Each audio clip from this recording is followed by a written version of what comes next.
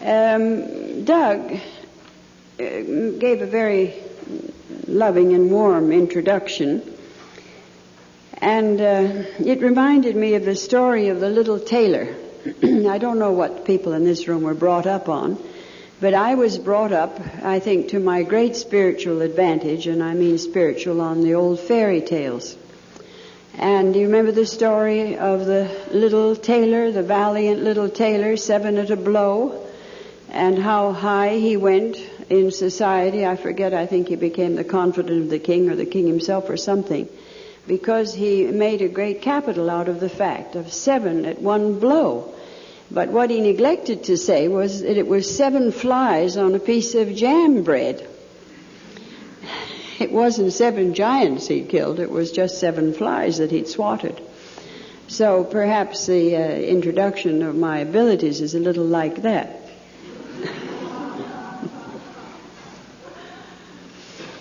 Doug tried hard 3 or 4 times up here, behind the screen of that thing, to get out of me what was going to be my topic. And I said that I didn't know, but that I was going to speak on what was dearest to my heart. And of course then that made him all the more curious. He wanted to know what was dearest to my heart. And that is what I want to really talk about. And then later on, if I'm still alive and up here, we can have some questions. You know, I have, and I'm very, very glad that I can voice these thoughts to what I would call a valuable audience. I think that this Baha'i Studies business, where is our name? I always forget it. I think this association, Baha'i Studies, is really a very, very wonderful thing. And I think that the most wonderful part of it is that it is enabling the Baha'is to tap different reservoirs of thought and get the faith in front of people that normally we haven't been able to reach.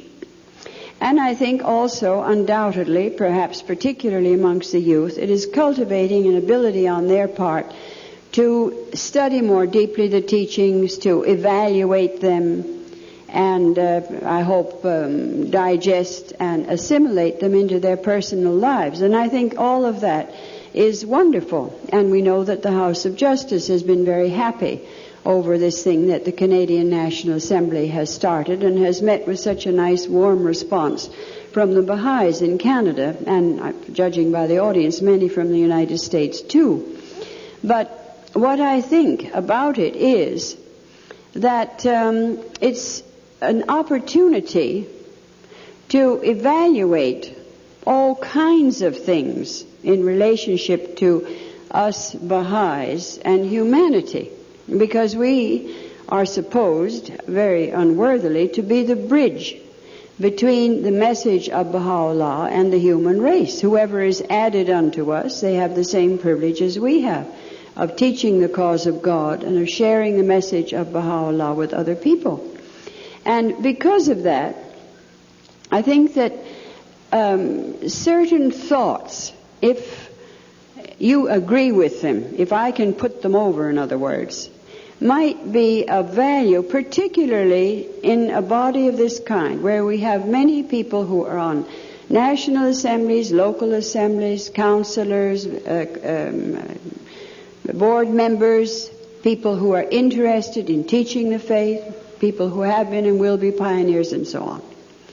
And this is the subject that is dearest to my heart, which is teaching the faith to the people of the world. You see, we people in this room, and I am one of you, in the sense that I'm half American, I'm half Canadian, I'm a child of the city. I have lived my entire life in the midst of Western culture and Western materialism and in cities. And we are inclined, and I can assure you that on some subjects I really do know what I'm talking about, and this is one of them. That, no, when I don't, I say, well, I'm not sure, or it's my own personal opinion, but if I really know what I'm talking about, well, then I assert myself, and this I do assert, that we, without realizing it, as I see over and over again now in my travels, because as you know, I travel very extensively, and the country that we came from last time, Jamaica, was my 135th country. And many of those have been more than one visit. Well, that's quite a lot. And you get a purview of developments and of people's thinking and of the Baha'is that you would not get just from your own community or one or two places. And I'm very sorry to say that everywhere I go, I find this debate going on. What kind of Baha'is are those? In other words, the illiterates, the villagers, the people who are enrolled quickly. They're called paper Baha'is. They're called paper spiritual. What's the matter with this thing? Papers.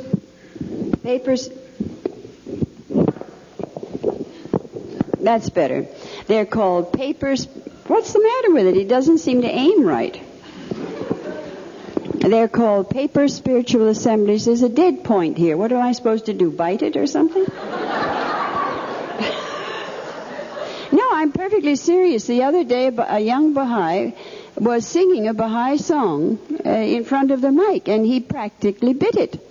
And I said, "What's the matter with you?" And he said, "I'm a professional, and in my profession, they teach you to bite the mic." So I don't know why this thing seems to have dead ends hanging around different parts. But can everybody hear clearly? Is it all right? All right. Anyway, what I'm trying to say is that there is a very marked debate going on in the Baha'i faith between those who believe that people that are enrolled quickly are Baha'is and those who believe that literates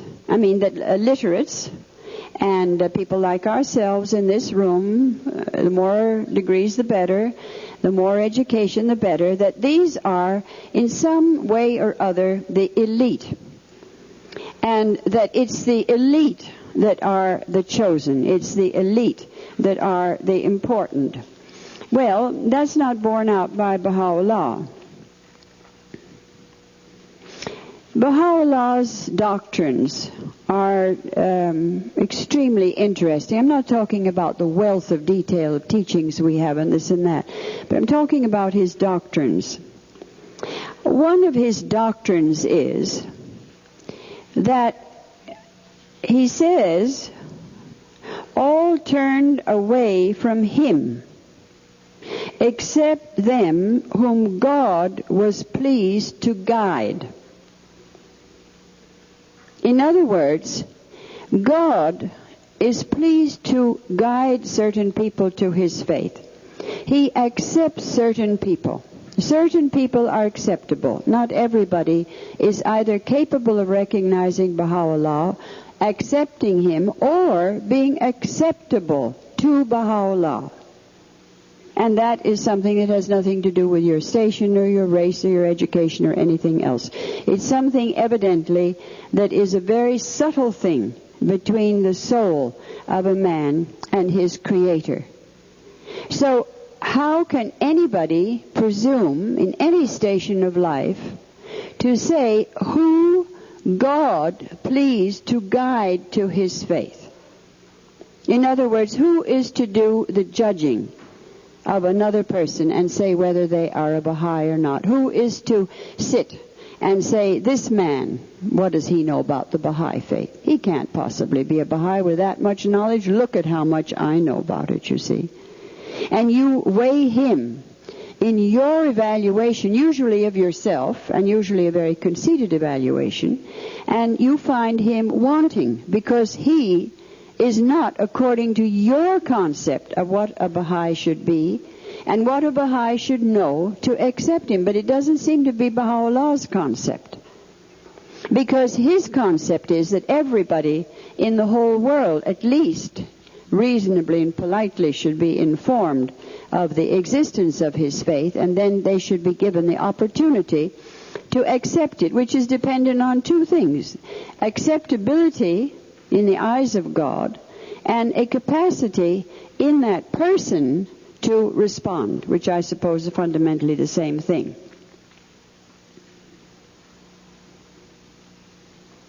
This is Xerox, and it's not very clear. I'm sorry, I'll have to decipher it. In fact, there are going to be a lot of, hiatuses, so you'll have to be patient. He says, our mission is to seize and possess the hearts of men. Upon them the eyes of Baha are fixed. It's very extraordinary. He doesn't say a thing about the heads of men. He says, our mission is to seize the hearts of men. Upon them the eyes of Baha are fixed. Well, that includes the whole human race. There you get into just quite a different category, because everybody has this heart faculty. Of course, we also all have an intellectual faculty too. But evidently, it's not the heads of mankind that he wishes to conquer. It's the hearts of mankind that he wishes to conquer. Having conquered the hearts, all right, then of course he wants to educate the heads. But it's a secondary thing. You see, the primary thing is to conquer the heart of the individual. Now, that is something that has nothing whatsoever to do with education. I have had some experiences, which I think perhaps some of you have already heard, and at the risk of being boring for a few, I'll tell the others these experiences, because I think that they're very indicative of what I am talking about. We have, in this century, at the end of it, developed one of the most horrible and unjust prejudices that the world has ever seen. And I'm quite convinced of what I'm saying. We have racial prejudices. Baha'u'llah pointed these out to us. After all, his revelation is over 100 years old. Religious prejudices, class prejudices, national prejudices.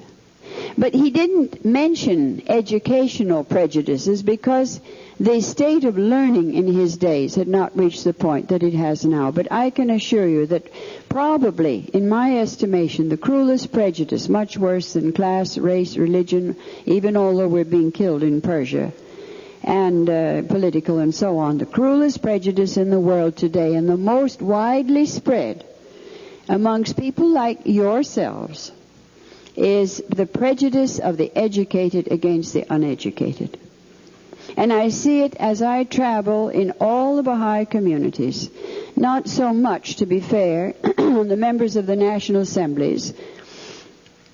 Very, very seldom a breath of it amongst the councillors.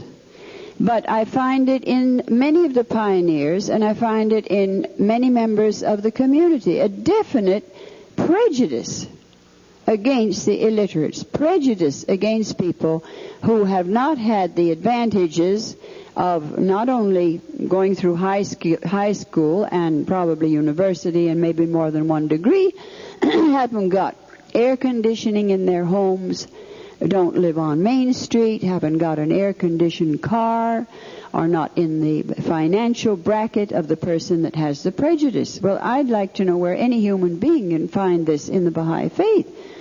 It's so outrageous that it doesn't bear thinking about. And yet consciously or unconsciously, to be fair to the Baha'is, I think it's mostly unconsciously, this is a prejudice that is not only rampant in the world, but it's also prevalent amongst a great many Baha'is. And I'm sorry, friends, you can have it right in the teeth. It's just as strong with the Persians as it is with the non-Persians. It's just as strong in one part of the world as it is in another. It is the prejudice of the educated, the intellectual, what they consider upper class, against the uneducated masses of the people of the world.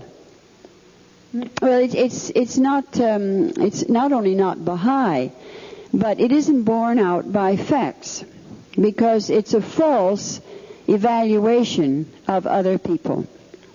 I remember once in a news conference in the Ivory Coast, a very intelligent young group of journalists were questioning me and badgering me. And then finally one of them said, how does one become a Baha'i?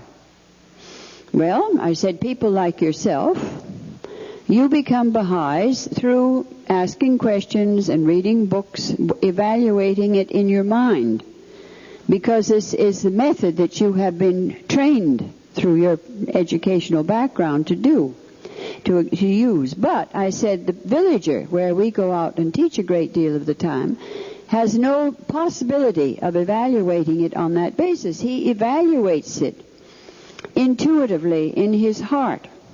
And it's often an instantaneous sense of that this is right or this is wrong, you see.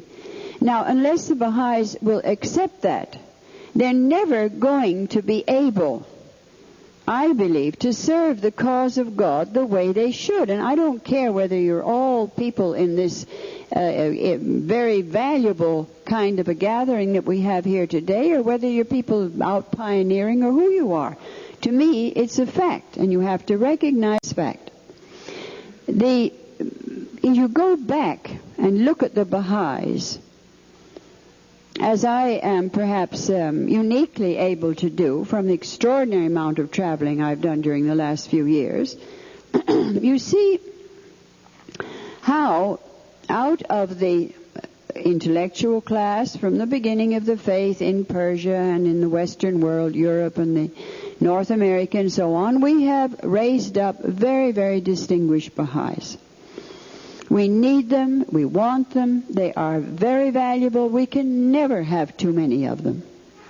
If all the intellectuals so-called in the world accepted Baha'u'llah tomorrow, it would still be too little, because we can use them, we want them, they need the cause, and we want them to have the glory of having accepted Baha'u'llah.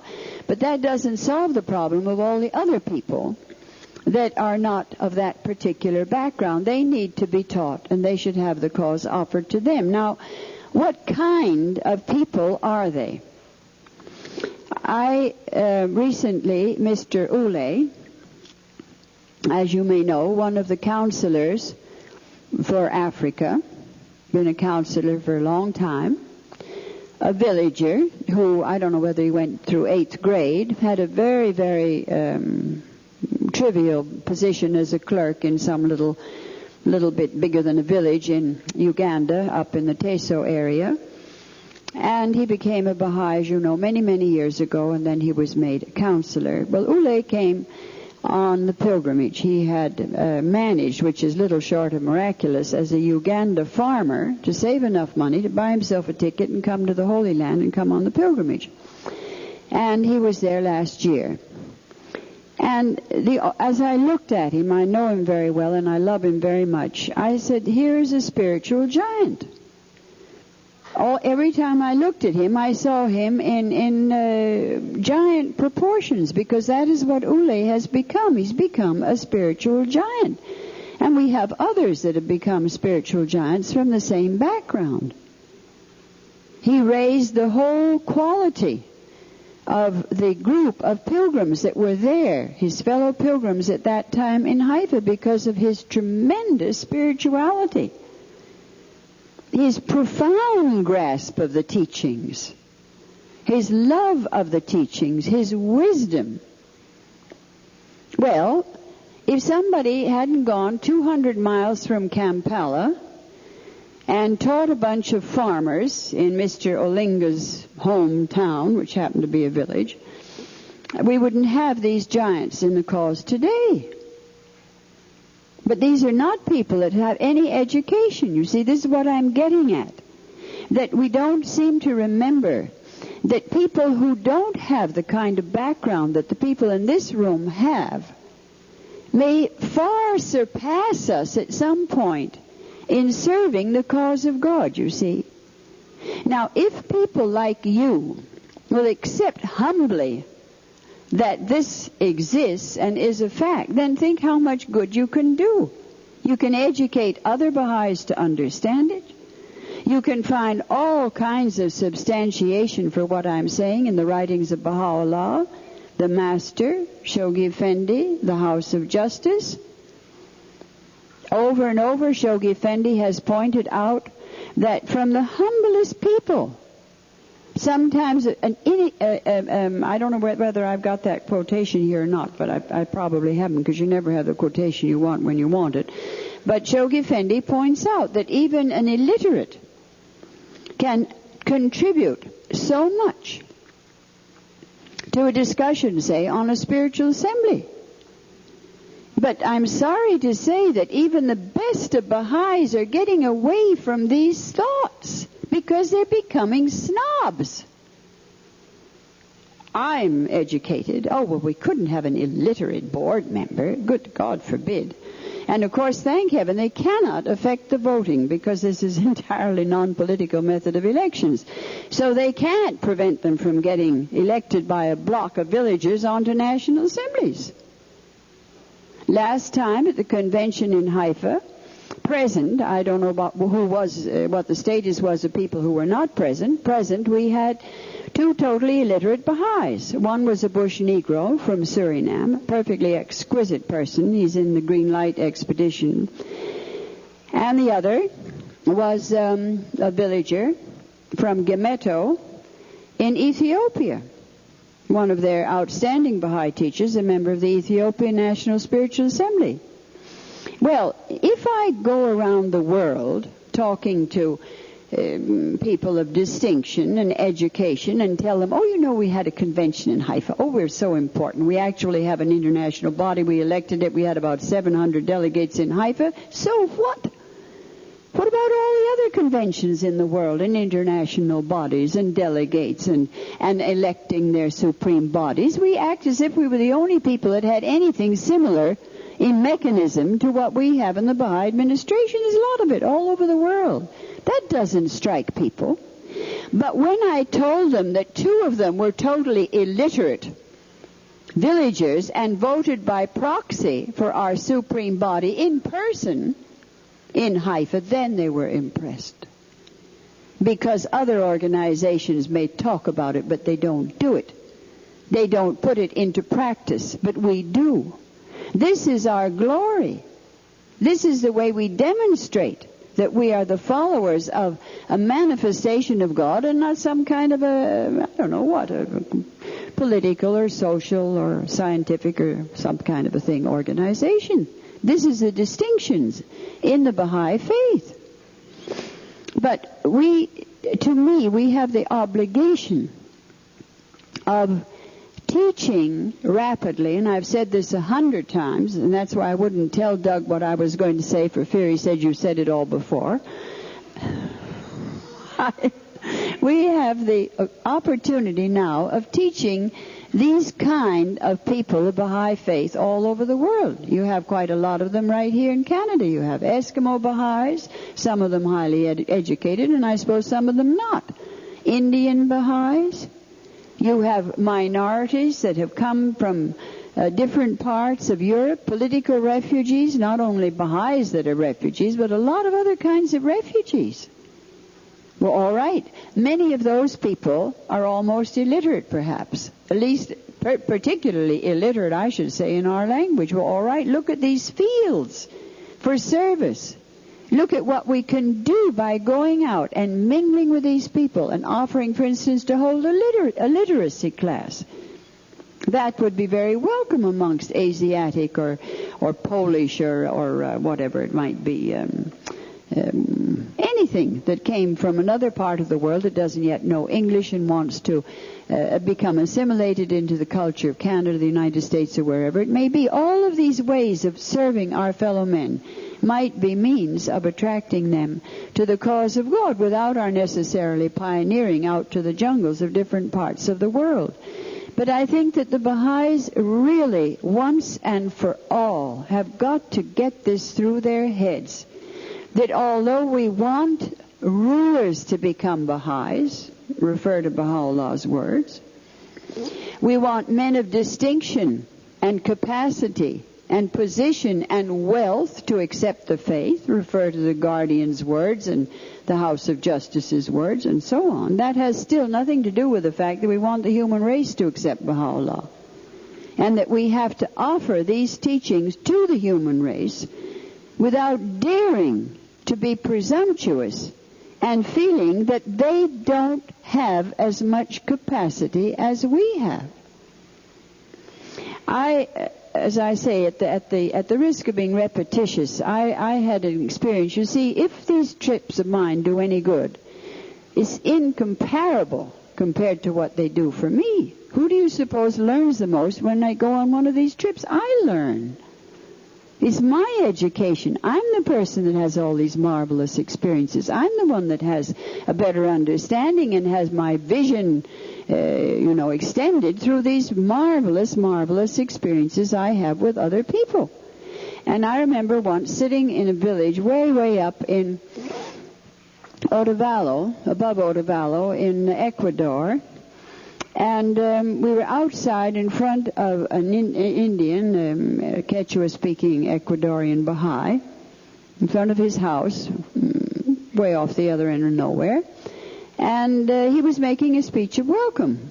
So somebody was translating for me, and he went on, "We poor, ignorant Indians."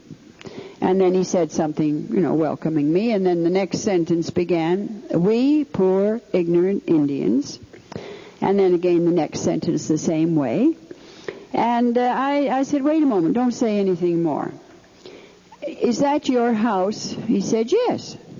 I said, "Is that rosy-cheeked, healthy child running around over there your child?" He said, "Yes." I said, "Are those fields your fields?" He said, "Yes." Then I said, "Stop saying poor. Shall I take you to the slums of Chicago, the slums of my part of the world? Do you want to really see poverty? A poverty that is so horrible that you can't even conceive of it? So shut up." I didn't say shut up, naturally. So don't talk to me about poor. Now, I said, "Ignorant. You mean you can't read and write, don't you?" He said, "Yes." But I said, "For thousands of years your people have managed their civil affairs, run their villages, rotated their crops, had a very good system of government. After all, he was the tail end of the Inca Empire, as big as the Roman Empire, which we forget, and if anything, perhaps a little better. And you had all of these things in your background. So if you mean you haven't got book learning, that's all right. But when you say ignorant, you can't mean that you don't know anything. You have a great deal of knowledge and a great deal of wisdom." Well, all of these little Indians were sitting around like this on benches. And when I said this, they went like that. I'm perfectly serious. They squared their shoulders. And that was one of the great moments of my lifetime, because I realized what a beautiful, beautiful honey of an inferiority complex our lovely educated race is giving the rest of humanity, you see, where they're all just bunched over like that because they're so insignificant they can't even sit up. But when I said that, they sat up. And then at the end of the meeting, I admired a mountain in the distance. I said, "That's a nice mountain you have over there." And they told a very old, beautiful Indian legend in connection with this mountain. And Raoul Pavon, as you know, comes from that area. He's a wonderful person, one of the counselors, speaks Quechua. And others who were there, pioneers, they'd never heard it in their whole lives, because the Indians don't talk about these things, because they are beaten down with inferiority into the very dust. Well, do you consider that that is the spirit in which we should meet our fellow men as Baha'is? I am holier than thou. I can read and write. I've got a degree. I've got 5 degrees. I'm a grand mogul of some form or other. Look at my turban. Look at my shoes. Look at my rings. Look at me, how important I am. I don't say that this is the way the Baha'is go amongst their fellow Baha'is, because it isn't. Often it's with great humility, but often, 99% of the time, well, maybe that's a little unfair, 90% of the time, they are patronizing. You can hear it in the terms of their voice. You can see it in the way they conduct themselves in village meetings. And I think it's absolutely outrageous, because I can't picture our exemplar, Abdu'l-Bahá, ever being patronizing. I remember a man, I've learned some wonderful lessons in my life, which I'm very happy to share with you. I remember a pilgrim, a Knight of Baha'u'llah from England, who came on the pilgrimage, and he was due. We had a rough idea that he'd be turning up one of these evenings, and before dinner, very shortly before dinner, when the guardian would come over to the pilgrim house to have his meals, the doorbell of the pilgrim house rang, and Mr. Ios, who was handy, went and opened the door. And he told me and his wife and Ethel and Jessie Ravel and Lutful and so on, when we were alone next time, what had happened. And he said he looked out, and here was this little shrimp of a man with a very funny-looking fellow and a big turtleneck sweater. He looked like a navvy. He'd had, as a matter of fact, his profession had been a cook in a ship's galley, and it was a very small ship, you can be sure. And he was going to tell him to go about his business. He thought literally that he was just a bum that had rung the bell to get a tip or something or other.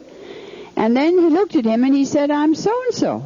And to his astonishment, he realized this was the pilgrim we were waiting for. So, of course, they naturally took him in and showed him his room. His room was ready, and told him the guardian was just coming over to dinner. And at the table, because of my Western ideas as hostess, I had put some ladies who had arrived, which was logical. They came before he did, and they were sitting here. Shoghi Effendi always sat there, and I sat next to him and his other secretaries like this, so that he could have all his guests where he could see them without having to turn from left to right all the time. So these people who came before this fellow, I had put them up here. And elderly, respectable American pilgrims. And the guardian came in with his usual swish and elegance and greeted this man very warmly, and then he made a royal gesture. He said, "Your place is here. You are a knight of Baha'u'llah." So, of course, all the ladies immediately, like mice, ran down the other side of the table and made room for him. And he sat at the head of the table, and Shoghi Effendi sat here. And as I sat there after this happening, I thought, now look, isn't that just typical? You had the standard of the world. You went according to your culture and your background. They were ladies. They got here before. So he was going to come third because he got here later and he was a man and so on. But Shoghi Effendi said, "You are a knight of Baha'u'llah, your place is here." And he shoved all the ladies down the table, and this man sat there. And I marveled. I said, this is the way it ought to be. This is the standard of God instead of the standard of the world. Well, anyway, this man was a very, very homely man. He looked remarkably like Sinbad the sailor? Popeye the sailor. And he did. Put a pipe in his mouth, he would have looked like Popeye. He had a mug, in other words. And he didn't have much money, so he was very, not exactly shabbily dressed, but we bought him a sweater while he was there because we didn't think he was warmly enough dressed. And he sat at the top of the table, and Shoghi Effendi sat there. And he would put his arms on the table like this and lean over and look at the guardian with just such fascination. And then he'd say, "Guardian, didn't you say? Guardian, didn't you say?"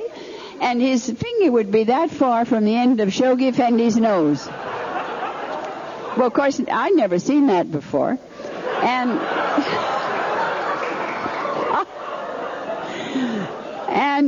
Shoghi Effendi had his arms on the table, too, which I also hadn't seen before. And he was leaning over towards this man, beaming, absolutely beaming, enthralled, and laughing and smiling and talking to him and joking with him. And it was really, you might say, a love affair. I remember we had some soup. I think he must have been left-handed, because I can remember to this day, and this was, 35 years ago, so this soup spoon. And we had soup, and he had this soup spoon like this, and he was looking at Shoghi Effendi, and he got it almost up to his ear. I thought, in one more minute, he's going to pour this soup in his ear. And I sat there, oh God, you see. And finally he looked at this soup spoon with very great surprise and put it in his mouth. So that catastrophe was averted. Now, the interesting thing is that every night when Shoghi Effendi and I went back to his house, which is across the street, the master's house, he said every single time, he said, oh, I like that man so much. He's such a fine man. I like him so much. He very seldom said that, I assure you. Couldn't squeeze anything out of the garden he didn't want to say. Absolutely impossible. I can remember his showering, like this case, an extraordinary amount of praise on this particular night of Baha'u'llah, and another pair of nights of Baha'u'llah, and even though one of the council members said, hoping to get a remark out of the Guardian, that they're nights of Baha'u'llah, Shoghi Effendi silence. And he was very fond of that couple, but he just didn't feel like emphasizing there were nights of Baha'u'llah. Maybe they didn't need it. But the point is that this was the way Shoghi Effendi saw things. He saw it in the value of reality. And no other value had any meaning for him. I can remember many times in my life Shoghi Effendi saying that he hated ambition. And there are some words of Amatul'Bahá saying, ambition is an abomination before the Lord. Well, that's pretty strong language. Now, I don't think that this meant ambition in the sense of a normal desire to do your work properly, to carry on your affairs as you should in service to the cause of God. I don't think it meant anything like that, to excel, for instance, in whatever your profession was or your specialty was. I don't think it was in that sense of ambition. But ambition, which we all know has a very unpleasant connotation, get out of my way, I'm headed for the top sort of thing, or who are you? Or I'm the one that's important. In this sense of ambition, Shoghi Effendi literally hated it, and he couldn't stand ambitious people. And if somebody turned up that had this characteristic, it was with difficulty that he could control his aversion to it. It was so strong in the Guardian. He considered it a perfectly horrible human characteristic. And I don't know why we shouldn't know that. It happens to be true, you see. No reason why we should be blind to such things.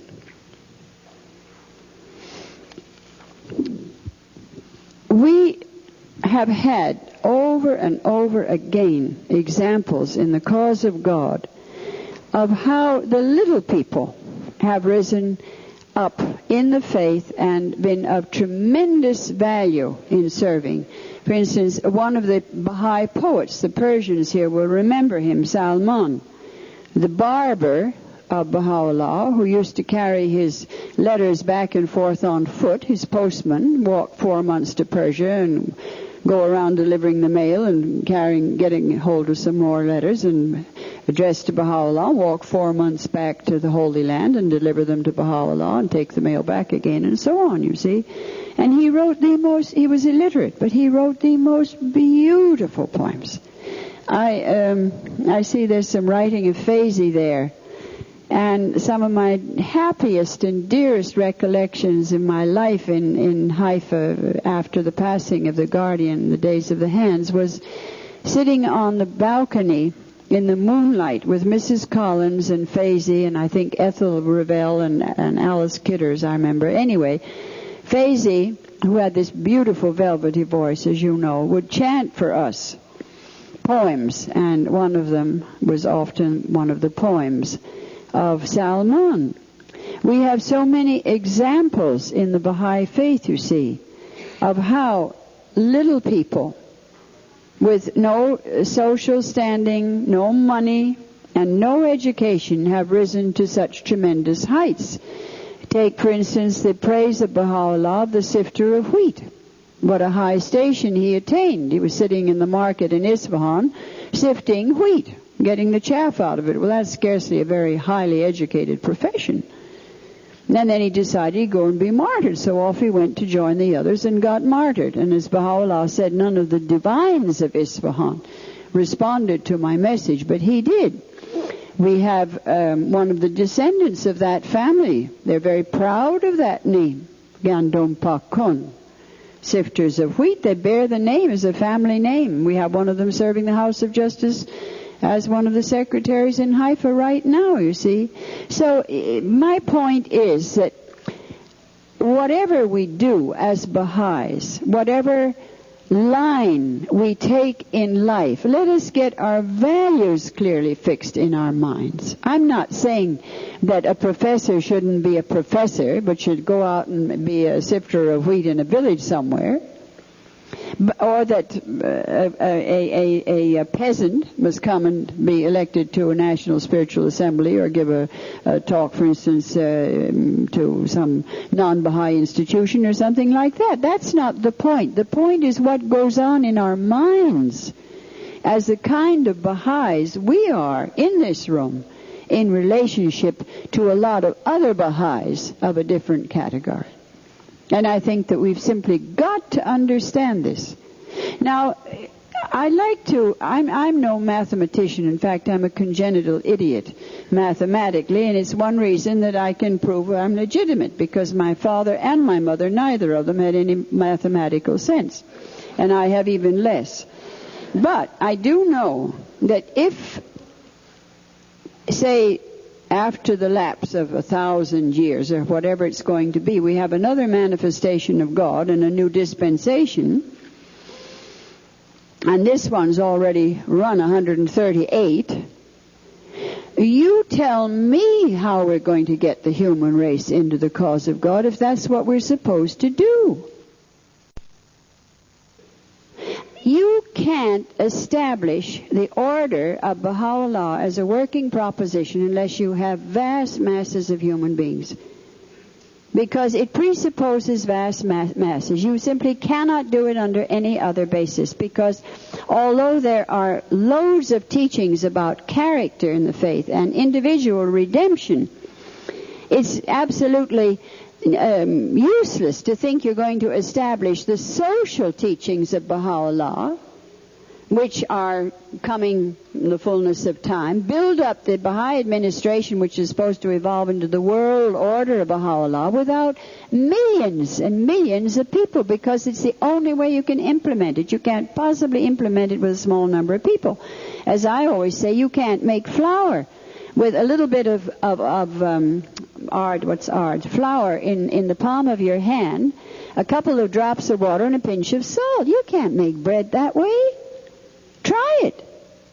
Every woman knows if you want to make bread, you've got to have a big basin of flour, quite a lot of water, and the salt, and then you have to knead it. And you can't knead a small quantity. You have to can knead a big quantity, you see. So this is what we're up against with the teachings of Baha'u'llah. They're going to save the world. They're going to change the whole planet.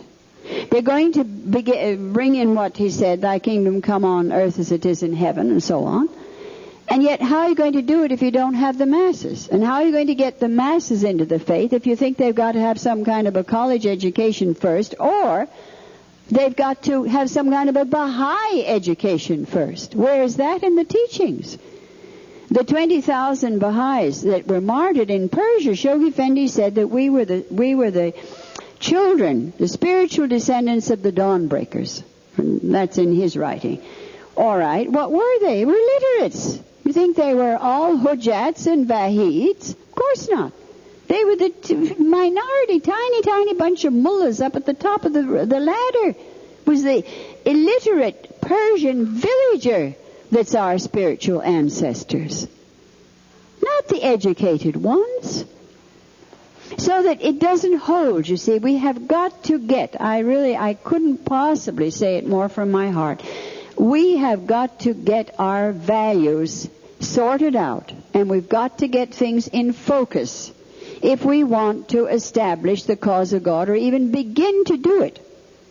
And we're not going to do it unless we think, I think, along these lines. Now, what we do about it's another matter, you see. But at least let's get it sorted out in our heads. Because a great many Baha'is either haven't got it sorted out or refuse to sort it out because, frankly, they're too prejudiced. They're too conceited about their Persian ancestors or their degree or whatever it is. And then who are these people? How could they be Baha'is when I'm a Baha'i? You see, that's perfectly ridiculous because from these people we're going to get our leaders. I remember Rufino, whom I absolutely adore. He also happens to be an Ecuadorian Indian, about that high. Some of you met him probably. And God bless him. I don't know how many thousands of people he's brought into the faith. So the last time that I ran across him in Ecuador, he'd been on a teaching trip with maybe other people in that area in the mountains, and they had brought in 2,000 new Baha'is. And then when they got all of these registrations home, they found that, I don't know, a very high percentage was false names. Well, I was appalled, you see. My background and my passion for accuracy and facts, you see, and my whole civilization and everything and training, my God, this was terrible. I was petrified. I said, what are you going to do? That's terrible, you see. And, of course, they're afraid of taxes and afraid of things that are going to happen to them because they're so downtrodden that they think if somebody comes and takes any kind of a census, you see, anything they have to give a correct name, they're scared to death. You would be, too, if you were one of them. So they gave false names, accepted the faith. That was fine. They were happy to become Baha'is, but they wouldn't give their correct name. Well, I said, what are you going to do? We said, we will go back and win their confidence, and then slowly we will change the name on the list so that we get the correct name. Just as cool as a cucumber. Well, that to me is the way to teach. That's marvelous.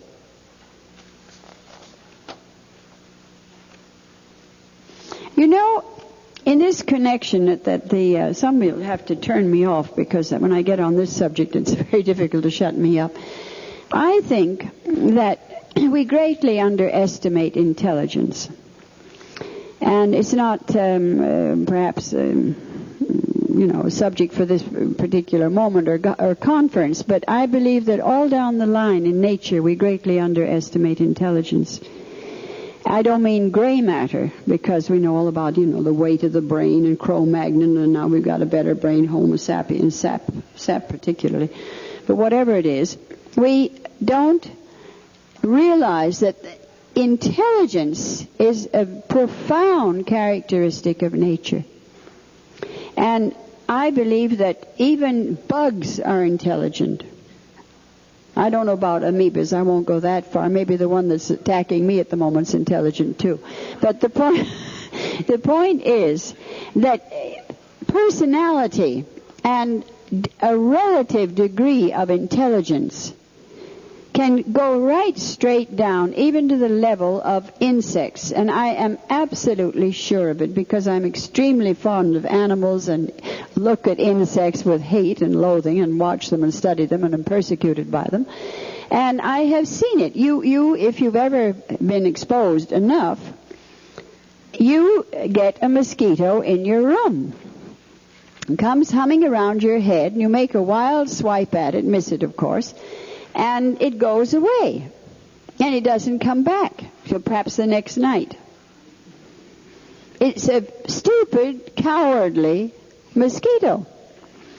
You get another mosquito that buzzes around, he's not going to take no for an answer. He will get you. It doesn't make the least bit of difference. And you'll never get him. And you see this kind of intelligence. You can see it in flies. You can see it, naturalists have observed it in ants and so on. We are so conceited as a species, as man, that we not only look down on our fellow men, but we also look down on animals as lacking in intelligence, when, as a matter of fact, I think they have a great deal more intelligence than we give them credit for. So why shouldn't we give people that aren't educated the credit for having sometimes an extraordinary amount of intelligence, which they have? Sometimes I think that a great deal of our thinking is how to complicate the uncomplicated. And I'm perfectly serious. I see it in the administration. I don't know. Maybe I'm crazy. I'm not telling you that I'm an example in any way. I'm only talking out loud with you. But I personally have never been able to understand why the Baha'i administration seems to be so frightfully complicated.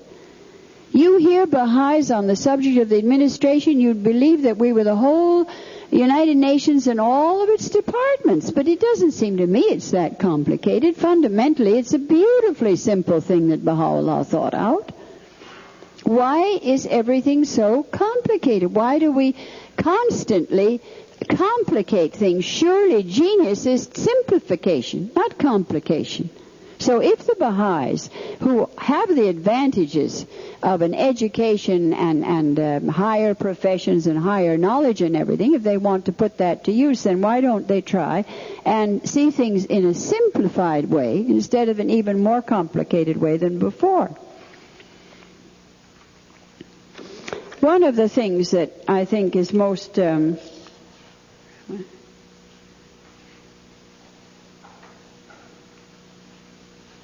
Baha'u'llah says, I had a lot of quotations here, but as I said, the light's very bad. I'm not sure I can make them out. Thou must show forth that which will ensure the peace and well-being of the miserable and the downtrodden. He doesn't say the peace and well-being of high government officials and university professors. He says the peace and well-being of the miserable and the downtrodden.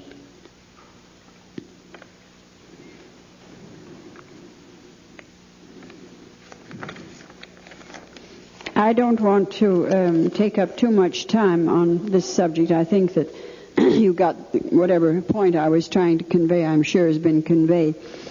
I'd like to share one or two thoughts that I have, because, as I say, all of you are an active group of people that are teaching and giving talks and attending meetings and on Baha'i committees and assemblies and counselors and board members and everything else. There's something that bothers me very, very much, and I just would like to call it to your attention.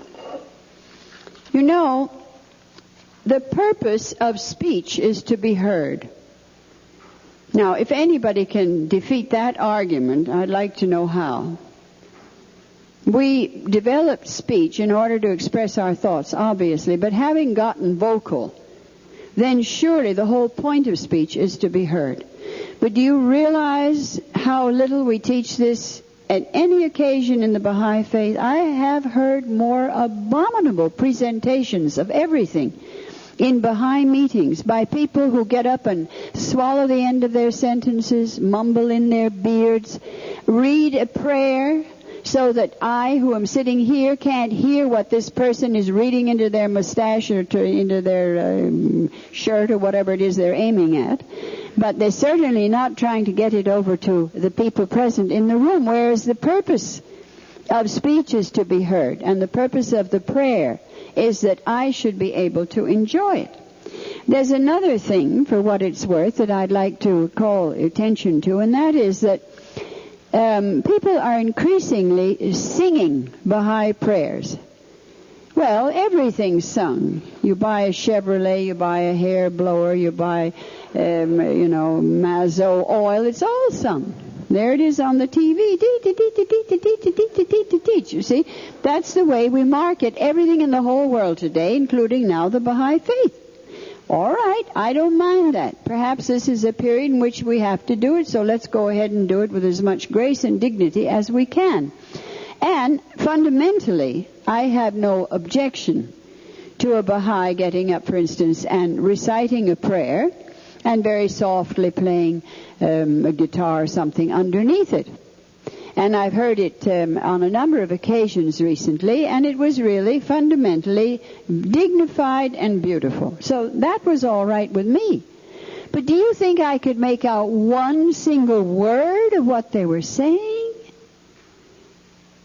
I mean, surely the point of a prayer is that you should address God, not a mumbo-jumbo. Then sing to me a recipe for I don't know, muffins or something. Doesn't matter what you sing if I can't understand a word of it anyway, you see. So if you're going to sing a Baha'i prayer, let's leave the song part out because there's more latitude in that sort of thing.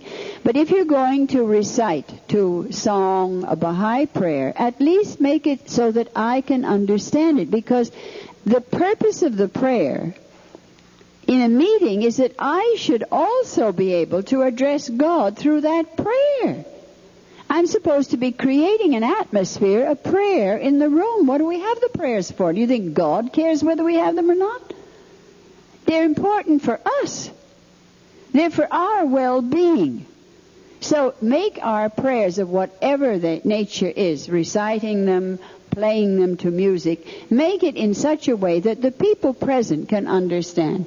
And I think also that applies to the majority of the people. Increasingly, where I'm traveling around, I go to Baha'i meetings, and we have conferences, for instance, and I assure you, let's say it's Haiti. National language is French. They can barely understand French anyway because they speak a Creole, which is almost unintelligible even if you know French. So anyway, they have some prayers, and no human being can understand what it is that they are saying. But, all right, that's bad enough. But then along comes a prayer in, say, Czechoslovakian, because there's somebody passing through who knows Czechoslovakian. Along comes a prayer in Japanese, and along comes a prayer in Chinese, and so on. No one in the room understands it except the person that is reciting it. Therefore, again, I am being deprived of this moment of communion with God, which is supposed to get me into the mood, supposedly, of relationship to God, that will begin my meeting and attract His blessings, you see. And it defeats its own ends. Now, I think that on some occasions, it's a marvelous demonstration of the oneness of mankind to have these series of prayers in other languages, particularly if you're putting on a big public event. And I remember once in Seattle, they had a beautiful thing. They had the people of different costumes, national costumes, and they read the Baha'i prayer in their language, and the audience was tremendously impressed because it was beautifully done. But to go to a Baha'i meeting and have to listen to 5 prayers, the one in your own language you can't understand because it's read so badly, and the others you can't understand because you don't speak that language, I think it defeats its own ends. And I think the same thing is true of publications today. You see, why do we Baha'is look at the world? Why don't we look at the teachings in our own common sense? You know, I have, for my age, very, very sharp sight. I don't wear glasses. I read hours, paperbacks without glasses and so on. So I have pretty good sight. But I now am constantly subjected to menus in restaurants, Baha'i pamphlet, programs, any old thing that is published in a print that is almost undecipherable. You see, this is a part of the illness of human minds today. People's minds and souls are sick. And this is a reflection of it in our society because defeating its own end. The purpose, as I say, of the spoken words to hear it, the purpose of the written word is to see it. And we're constantly putting out material that you can't read. Why? You can go back to the, 17th, 18th century and get a hold of one of these tiny little breviaries or something or other that they were reading. Tiny, tiny black print, dead black, against a yellowing page, and you can read it by the light of one candle. And you can go out and be handed, as I say, a menu or a program or a Baha'i prayer or a whole pamphlet. You can't even read it. With a magnifying glass, maybe you could decipher the pale pink, the pale orange, the pale lavender, the pale gray. I don't think that's the purpose of it. You know, Baha'u'llah said something that it seems to me could well apply to all of the things that are going on in the world today. He says, heedless that my earth is weary of you, and everything within it shunneth you. I wonder how often in our remembrance of the hidden words, which I'm sure are treasury for all of us, how often we remember those words. Heedless that my earth is weary of you, and everything within it shunneth you. Even the earth beneath our feet hates us these days. And I should say with very, very good grounds, considering the way we're treating the earth. Anyway, I think I've certainly, my goodness, what time is it? I've certainly talked. You wanted me to talk, and I've talked. And if you have any questions, I'd be delighted to try and answer them. Oh, wait, I want to add something else. No. I can read this one. It's in my own handwriting. You know, years ago, Shoghi Effendi was translating. He had a very precious book about that thick and about that size, of loose-leaf book, in which he kept all the most important things that he had found in the writings. And this was his source for so many quotations that have been published and quoted by the Guardian in different messages. Of course, obviously that was immediately handed over to the House of Justice. But it's tremendously valuable. And one day when he was translating, he would read out loud. He liked to have somebody in the room with him. So I had the bounty all those 20 years of sitting in the room with him whenever he wrote or translated anything in English. And he read me these words that he had come across. And if the Baha'is had been occupied with that which we had commanded, now all the world would be clothed in the robe of faith. So I looked at him in astonishment, and I think it was the time he was writing God Passes By, around 1944-45. And I said, Shoghi Effendi, did Baha'u'llah mean it? Well, he said if he said it, if he wrote it, he must have meant it. Well, I said, when did he write it? He said, in Baghdad. You know, that's a very terrifying thought to me. And I haven't felt comfortable since, frankly, because I thought that was the most awful thought. If the Baha'is had been occupied with that which we had commanded, now the entire world would be clothed in the robe of faith. That is a sort of a universal failure. And if he said that in when was he in Baghdad? Before his declaration, around the period, say 1853. Around then imagine what he could say today, you see. So I don't think that any of us need feel particularly complacent about our services to the cause of God, because evidently, as a body of followers of Baha'u'llah, we just have not met the possibilities and not responded. Neither mankind, as I see it, has responded to Baha'u'llah as it could have and should have, and neither have we. Applies to both them and to us.